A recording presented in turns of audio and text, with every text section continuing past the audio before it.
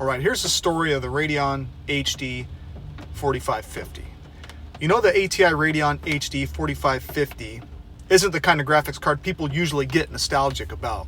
Back in 2008, when ATI Technologies, under AMD at the time, was rolling out the Radeon HD 4000 series, most people were focused on the heavy hitters. You know, the cards that could run Crysis or push high frame rates back in the day.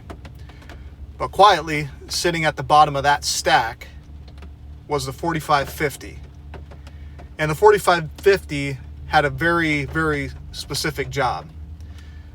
It wasn't built for power. It wasn't built for gamers chasing those ultra settings.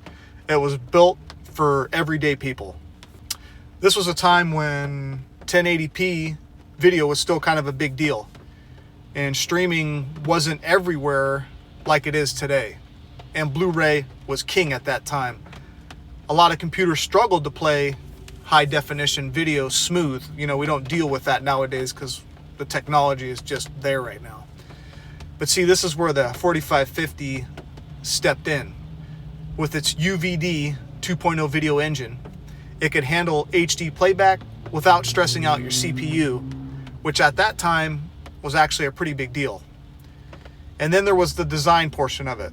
We're talking about a unit that had low power, no extra connections. You're plugging it straight into your motherboard. And a lot of times it didn't even have a fan. You could drop this thing into a small office PC or a home theater setup, and it would just work quietly, efficiently, reliably.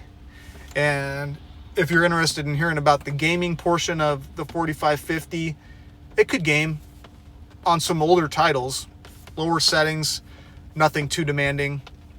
The real purpose of the 4550 was to give people a better experience, and in a lot of ways, it filled that gap.